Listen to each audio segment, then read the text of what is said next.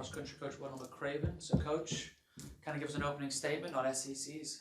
I'm sorry, regional. Sorry, last week. Regional meet went well, particularly on the women's side. It's the first time we've qualified for nationals for the first time in 23 years since, I believe, 2000. I didn't realize it was only the second time in school history, but yeah, the only second time in school history. Women ran well. On paper, kind of the computer deal that there's a computer site that kind of breaks down the meets and the expected results. I think we were on paper. It looked like we could get second, but it was like I think it was 3 points between second, third, and fourth, and it was like 7 points between second and fifth, and we ended up, I think we were 39 points ahead of third place, so it ended up being a pretty convincing performance. Ladies ran well, kind of did what we thought they could do, maybe even exceeded expectations a little bit. Men's side, probably not as solid of a team race. They kind of went for it a little bit and knew we were a little bit more of a long shot to qualify for nationals on the men's side. But Eric Cazares advanced individually to the national championship, which is exciting for him. And then we had Jonathan Chung also earned all region status, and we had our top three women all earned all region as well.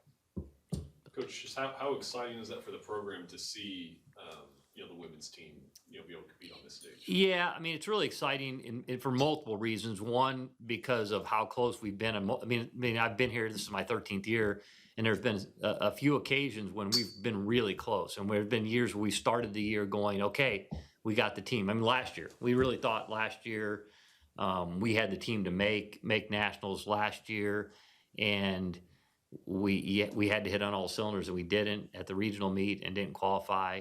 And so it's nice to kind of have that, kind of get over that hump a little bit. Returning what we return and how recruiting's been going, it's one of those things where you kind of start rubbing your hands a little bit, and you're like, oh, well, maybe this is something we can keep doing.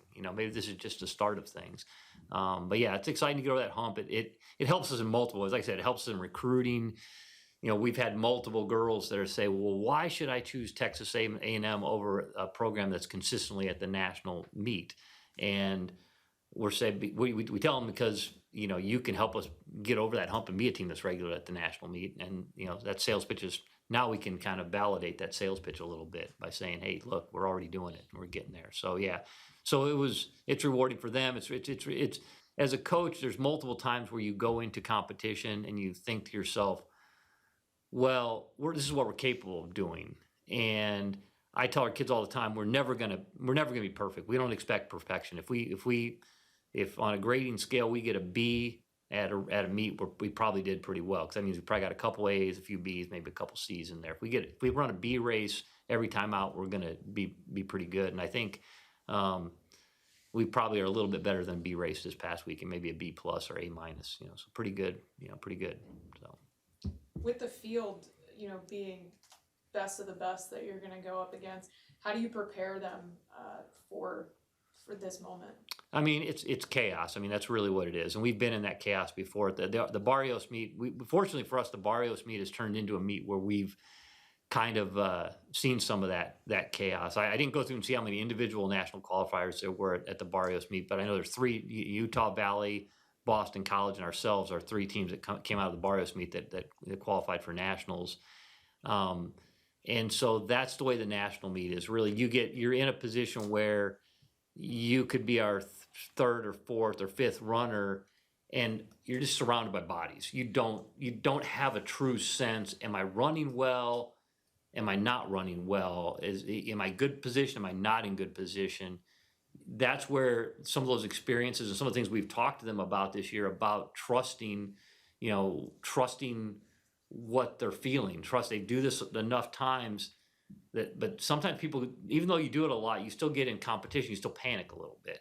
And they've kind of gotten over that the last two meets at the SEC meet, and where they definitely didn't panic and they were in a tough position. And then at the regional meet where, we weren't in second immediately. It took us a while to get there. Once we got there, we kind of crushed it. So they have to go into it with that same kind of mentality. Understand yes, there's a lot of pomp and circumstance. Yes, for some of these girls that are really, that are really into it. They're into the sport. They know what's going on a little bit. They see some of these. There's BYU, and oh, there's Wisconsin, or there, oh, that, they have to just forget that a little bit and kind of be like, it's just another race. I mean, so like I said, hopefully some of our experiences this year being at the Barrios meet, the kind of how the SEC meet went, we've been in some crazy atmospheres. So hopefully that, that's prepared them, and that's what we're going to talk about, and that's what we have talked about. So. And then can you talk about just the course and just how you prepare for something like that, and also where it's at? Yeah, it's in Charlottesville. It's actually just outside of Charlottesville, in a town called Earlysville, Virginia. It's the Panorama Farms course. It's been there for a while. They've made some little changes to it. It's actually on, I can't remember the guy's name. Sorry, I think it's a personal property that they've basically said, hey, University of Virginia, you can have this as a cross country course. It's got some hills. It's a hilly part of the country, and it's a hilly course. We've kind of prepared that way all year long, because initially we thought the South Carolina course was going to be a hilly course. So we've been prepared for hills all year long. You can ask our kids. I mean, obviously in town here in College Station, not very hilly, but we go outside of town and we've hit some pretty hilly terrain. So I don't think that's gonna that's gonna affect us very much. But from everything, I've never been there. I've had I'm actually good friends with the guy that takes care of the course at Virginia, and from all the pictures I've seen, everything I've seen, it's a beautiful location. So it should be fun. And Vin Lanata is the head coach at the University of Virginia. He's a guy that's him and Coach Henry are buddies and peers, and they put on, when they put on events, they put on first class events. So I'm sure it's going to be really a first class event. And then, Coach, I'd like you to touch on, so that group of 5 scoring girls have basically been the same all year. Kind of talk to us about how important that consistency is within that group. Yeah, I mean, it's the funny thing is I talk a lot about not developing a pecking order, that nobody's tied to a certain, hey, you have to be the number 1, or you have to be the number 4, or you have to be the number 3. It's like, hey, we're going to mix. If we mix it up, that's fine. This is this first weekend that Maddie Livingston, I think, wasn't our number 1 runner, because Maddie Brown was our number 1 runner. But yeah, it's been the same top 5.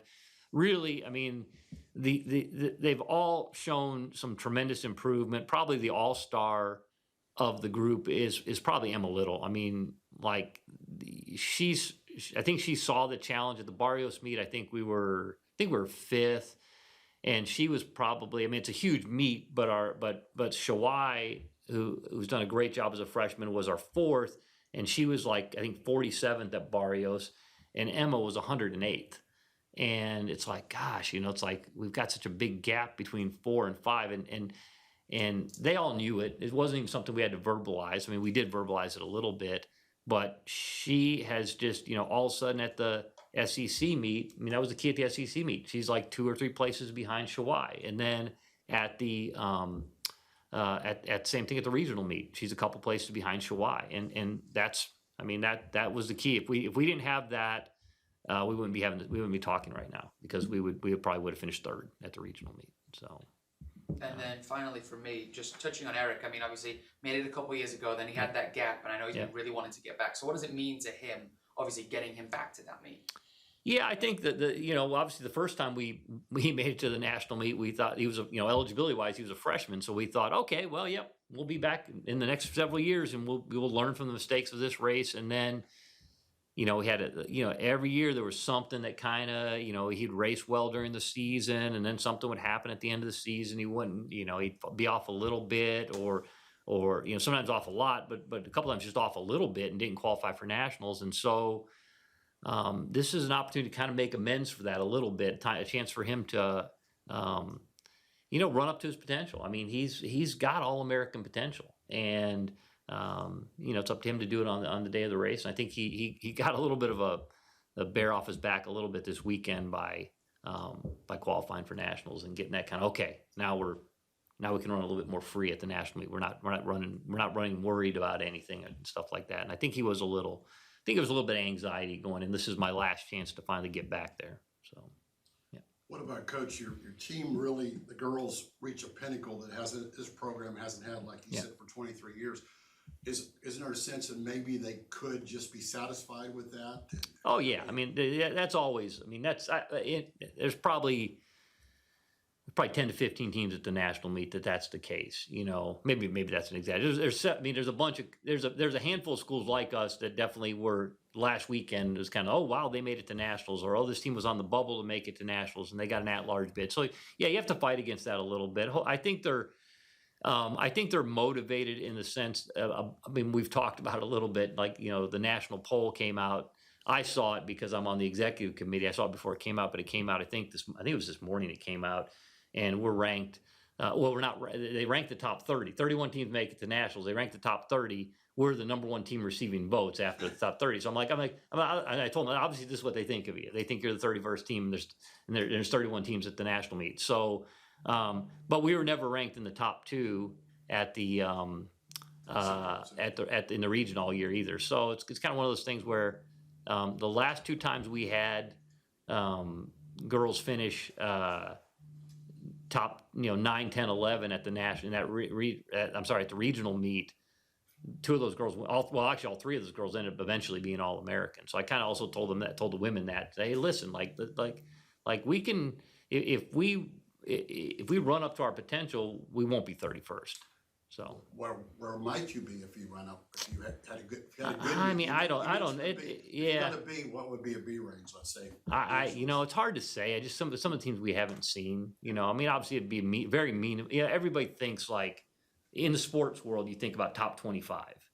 So I mean, obviously if we were top 25, we'd probably walk away feeling pretty happy about things. So But yeah, there's definitely, you have to fight that sense of, you always have to fight that sense of complacency when you achieve a goal. It's just like, somebody makes the Olympic team for the first time. Hey, made the Olympic team, and now you still got the Olympics, so it's. How many cross-country teams are there? Because you mentioned like basketball, football, there's always, how many cross-country teams are there? In the country? Yeah. I think there's over 300, I think. Division, okay. Division I programs. Yeah, it's one of the highest, it's like basketball. It's one of those sports where almost, because even some schools don't have track programs, still have cross-country programs at the Division I level. So it's probably, obviously we're, as cross-country coaches, we get together at our national convention. We're fairly biased about ourselves, what we're doing and stuff, but we often say it's the hardest, we think it's the hardest national, tournament to make because we only take 31 teams. Next year they're supposed to go up to 32, but in comparison to sports where they take 64 or plus, it's like, wow, this is, it's a challenge. And then the SEC stepped up, and we got 6 schools from the SEC made on the women's side this year, which is, there was a few years ago when it's like, well, why isn't the SEC better in cross country? Well, now we're kind of moving that direction. That's funny. 31 to 32, one more. Yeah, I know. But obviously there are limitations. You got to have a course where you can fit all those bodies and stuff like that. So there are some physical limitations that we deal with. So. Sweet. Everybody good? All right. Good, Coach. Thank All you. right. Thank you. Appreciate it. Yep.